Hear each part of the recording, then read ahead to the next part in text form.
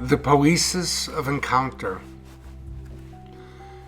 I have measured these spaces in voices and in silence, counted the intervals between one wound and another, and still I arrive at the edge of speech, empty-handed.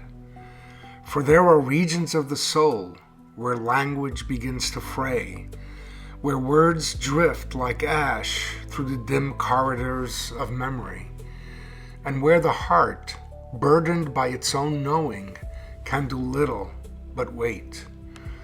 Perhaps it is within this suspended interval, between utterance and muteness, between merger and separation, between the pressure of experience and the strain of meaning, between the cry and the echo that rises only to disappear, that something resembling truth first begins to shimmer into view. Not truth hardened into doctrine, not truth reduced to proposition, but truth as living tension, a nearness to the inner contours of experience. A visitation, perhaps, a small and trembling enunciation reverberating amidst the ruins of certainty and the foreclosure of being. I have so much to say today, and yet at the deepest level, almost nothing at all. Perhaps it is precisely this paradox, this trembling oscillation between speech and silence, that opens a space in which the poetic may descend and take form. The impossible task I wish to undertake this morning is to speak of the ineffable reality that I believe lies at the heart of every genuinely transformative psychotherapy. Not a therapy that merely manages symptoms, relieves the stress, or repairs dysfunction, but a therapy capable of touching the hidden depths of another human being. A therapy that grants suffering a voice, a dignity, a place to dwell. And yet, I suspect this undertaking is destined to fail from the beginning, for the ineffable finally cannot be explained, possessed, or mastered. The moment we attempt to seize it in language, it recedes beyond the very words meant to contain it. The ineffable leads us into the interiority of mystery, and mystery is not solved. It is entered, endured, participated in, reverenced. Perhaps only within the immensity of mystery can the immensity of intimacy awaken. Perhaps only there can the courage to remain within paradox be sustained. For psychotherapy unfolds within tensions that cannot be resolved without being diminished. Tensions between speech and silence, between the visible and the unseen, between the anguished cry and all that remains forever mute, between presence and absence, between memory and forgetting, and between what longs to emerge and what fear has buried beneath the sediment of the years. We live within these tensions. We are shaped by them, and perhaps the most faithful thing we can do in their presence is not to resolve them prematurely, but to remain near them, to dwell upon the threshold where opposites meet and mystery continues to breathe. So rather than offering a strictly academic argument this morning, I want instead to offer, as you may have already noticed, something a little different, something more personal, more vulnerable, perhaps more dangerous, a recursive poetic rendering of psychotherapy as I have come to know it. What informs me? What wounds me? What settles me? What unsettles me? What sustains me? What calls me beyond myself? And what, in rare and grace-filled moments, transforms both therapist and patient alike. For me, the therapeutic task, perhaps every genuinely human endeavor, begins with encounter, a turning of one soul towards another in reverence and beholding, a greeting, humble yet luminous, through which the dignity already dwelling within the other is quietly awakened and blessed into sight. It begins with an inward gesture of welcome, an unseen bow before the mystery of another life, a gesture that invites emergence and unfolding, allowing meanings long buried beneath shame, terror, and forgetting to slowly root themselves again in the dark and patient soil of the soul. A patient enters the room, or perhaps more precisely, a presence enters a field, a life enters a clearing. Someone weathered by repetition and time crosses a threshold, carrying a bruised, amputated history. A figure composed of inherited voices, fractured gestures, unforgiving griefs. One hears in the pauses between words the distant machinery of old sorrow, the faint rustling of abandoned prayers. They arrive carrying fragmentation, exhaustion, despair, and estrangement from their deepest and most vital selves. They often enter with the terrible feeling that the life they are living is not wholly their own, that they exist imprisoned within the imagination of another. They come separated from an originary sense of wholeness that now survives only as a dim and flickering memory beneath layers of adaptation, performance, and fear, separated from their pre-ontological sense of unity that now abides only in forgetfulness. Eyes meet, breath is shared, words begin to gather, and echoes start to sound. Meanings approach obliquely.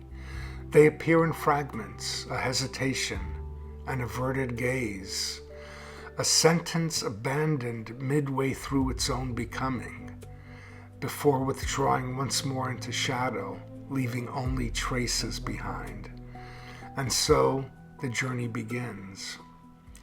As mutual suspicion slowly yields to participation, a new hermeneutic of possibility is tenderly awakened. And to the extent that we therapists are able to relinquish our defensive certainty, to soften our grip upon mastery and offer the patient our ontological yes, something inviting begins to unfold. This is not something we explicitly do, not something we strategically engineer, but something alive within and between us that slowly, almost shyly, if we allow it, begins to come into being. We live and practice in an age that has learned to measure almost everything. Symptoms, outcomes, neural pathways, treatment fidelity, evidence-based interventions. And yet, amid this extraordinary sophistication, something essential has quietly slipped away. We have lost contact with the vertical dimension of human existence, that dimension which reaches simultaneously upward toward transcendence and inward toward the deepest chambers of the soul. We have become strangers to depth. We are, in fact, depth deprived. In its place, we have become eager inhabitants of surfaces, a civilization illuminated everywhere, yet inwardly dark. We know the mechanisms of the nervous system, yet remain estranged from the soul's ancient hunger. And so mystery recedes from us like a tide withdrawing from a ruined shore. Martin Heidegger would say that we have forgotten being. The human person, once encountered as inexhaustible mystery, has increasingly become a problem to be solved, managed, optimized. We risk becoming objects to be administered rather than presences to be encountered. Our souls have become buffered, our world disenchanted. Within the rational and mechanistic spirit of our age, psychotherapy itself risks becoming not a site of meeting, but a site of instrumental control. We name, we categorize, we analyze, we intervene, we treat. And yet there are moments when we know somewhere deep beneath thought itself that none of this is enough. Moments when something enters the room, unbidden, unformulated, uncontained. Moments when language falters and our carefully constructed frameworks suddenly feel unbearably thin. We find ourselves standing before something we do not understand. Moments in which time bends and the architecture of our knowing quakes.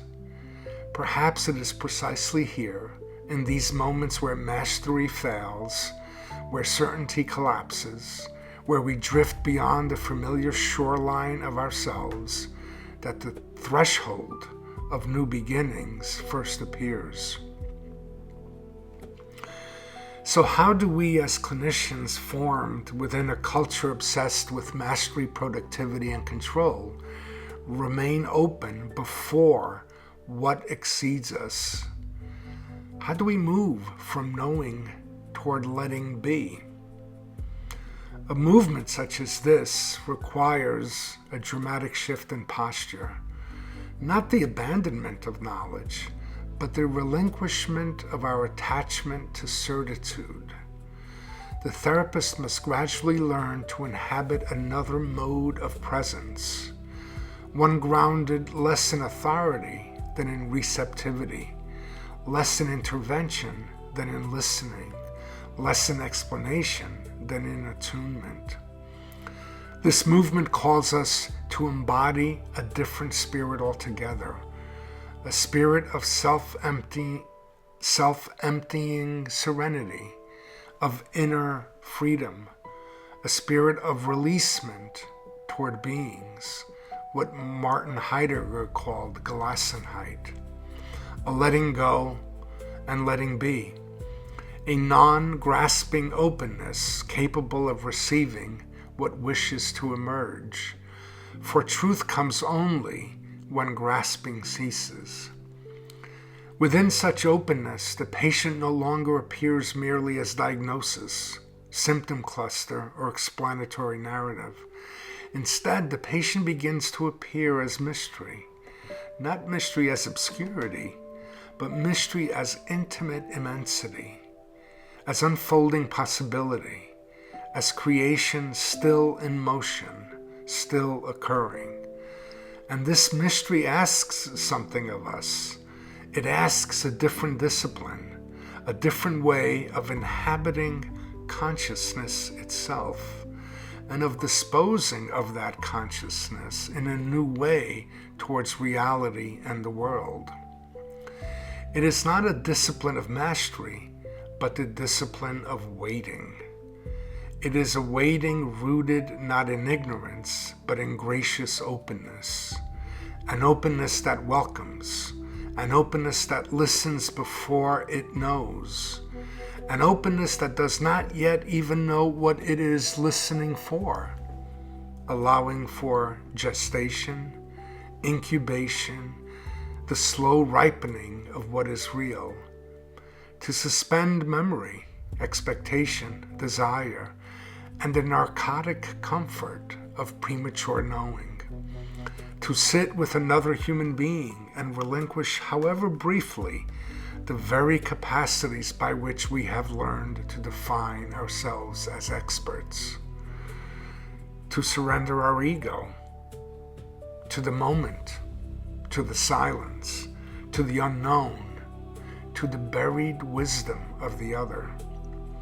Here the therapist becomes not an expert who acts upon the patient, but a guardian of the open in which the patient stands, a witness who protects the fragile conditions under which truth may slowly come into presence. This is not passivity, it is a profound, disciplined surrender. And perhaps it is only here, within the unresolved, within the gap, within the silence, that something like a liberating truth can allow itself to be experienced. There is a word, ancient, quiet, almost forgotten. Poiesis. Poiesis does not mean making. It does not mean constructing. It means bringing forth.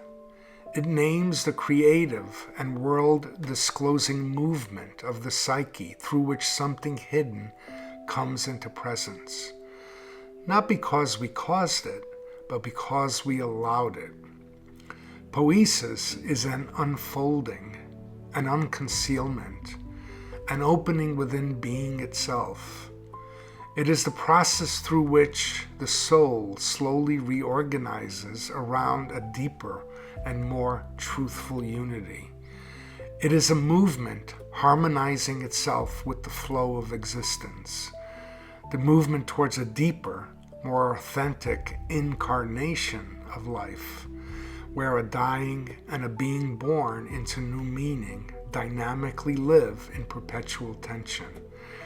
Perhaps this is what we witness in the deepest moments of the therapeutic hour, an unfolding of death and resurrection. This happens not by insight alone, not through explanation, but by something arriving, emerging from the space of the in-between. An epiphany, perhaps, a revelation, something that shakes us into existence. There are moments in psychotherapy, rare, fragile, difficult, when this something opens and takes hold. The ordinary sequence of time loosens, a silence descends, not silence as absence, but silence as gravity, as though another order of reality had soberly entered the room. The space thickens with presence.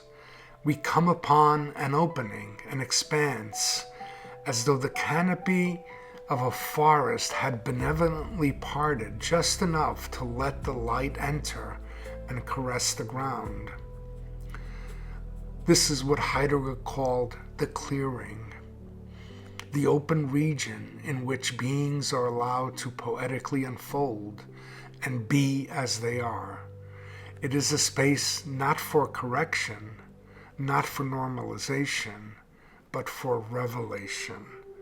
A living field, a spaciousness in which terror and beauty, grief and joy, shadow and light are allowed to coexist without obscuring or annihilating each other. A space where mind, body, and spirit begin once more to speak to each other and join, where we may encounter our own depths without humiliation or collapse. The clearing grants space for presence to presence itself. Within this clearing, the therapist is no longer merely technician.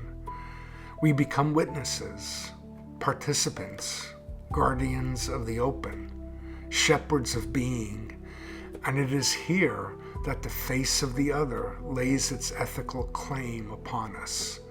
It is here that the I-thou is sacramentalized. Now, in receiving the light of this clearing, I am compelled to examine. I must ask myself, how do I allow this light to illumine my gaze? How does the character of my gaze behold the other? Does it reveal my inner intent, my most authentic disposition towards other beings? my openness to suffering, to truth, to hope? Can it soften enough to receive rather than possess? Can it retrieve what has been exiled and gently welcome it back into the light of shared seeing? Can it recognize the suffering that comes from never having been truly seen, or from always having been seen through the anxieties, projections, and unmet needs of the other? Can it tolerate refusal, repudiation, and loss, the unsuffered pain of forgotten grief, disavowed longing, and unlived life? Can it remain open amidst chaos, regression, and fragmentation? Can it relinquish the need to dominate, explain, or prematurely resolve? Can it trust the not yet formed? And finally, can my gaze become the clearing itself, the clearing within which the hidden being of the patient gradually comes into presence? Can it become a gaze of freedom? We must also ask, from where does this clearing arise? What sustains it? Well, certainly not words, at least at first. But as you might imagine, it is silence. Again, not the silence of emptiness, but the silence that is at once most intimate and most infinite. A silence generous enough to hold the said and the unsaid, the cry and the echo, the visible and the veiled. A silence grounded in humility. A silence that does not seize or possess. A silence that inclines towards the other with the innocence and awe of a child's eyes, without intrusion, without abandonment, without foreclosing possibility, desire, identity. A silence that slowly becomes spacious enough to shelter another life, where one feels felt before understood, held before interpreted, received before explained. And through such silence, something hidden may begin to coalesce, to risk its emergence into the light. Something Augustine once called the verbum interius, the inner word of the heart that is never spoken, but nevertheless resounds in everything that is said, that knows before it speaks. It is within this silent spaciousness that grace, memory, and forgotten wholeness begin quietly to stir. Perhaps even more importantly, how we listen, how we dwell within the womb of this silence actually reveals our character, who we are. Parmenides reminds us that we hear, not the ear. We hear, not the ear. Listening is never merely technical. It is ontological, relational. It is, in fact, a moral act. It involves the whole of me meeting the whole of you. And how we listen does not merely receive reality, it helps shape it. It helps create the conditions through which reality may disclose itself. How we listen can deepen, increase, or relieve the suffering in the other. It can welcome truth into the open or seal it away once again. To dwell within this open and unarticulated space requires something rarely taught in clinical training. It requires faith. Not belief, not doctrine, but a faith akin to that of the mystics. A way of knowing rooted in participation, surrender, trust. Rooted in metanoia, conversion, a change of heart, a turning right side up that which has been inverted. This faith grants primacy not to knowledge about reality, but communion with it. Not merger, but sharing. Not producing something new, but revealing something pre-existing. Faith that something meaningful can emerge without our forcing it. Faith that what is coming knows something we do not yet know. Faith in process, faith in emergence, faith in the hidden possibilities of the human soul, faith in the poetic nature of existence.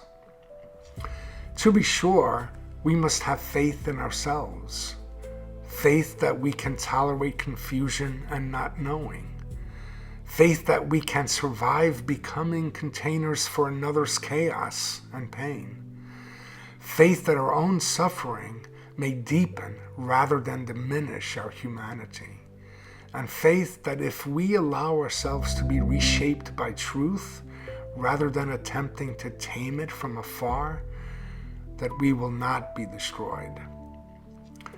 We must also have faith in the other, faith in the patient's misshapen and misaligned poetic utterances, and the meaningfulness of the signs and symbols contained therein. Faith in the hidden coherence beneath fragmentation. Faith that beneath despair there remains some latent movement towards a continuity of their being. And perhaps most importantly, faith in the other's originary yet dormant wisdom. The therapist who enters this space must eventually confront their own limits, their own fragmentation, their own unsated hunger. One cannot accompany another into the depths one has refused in oneself.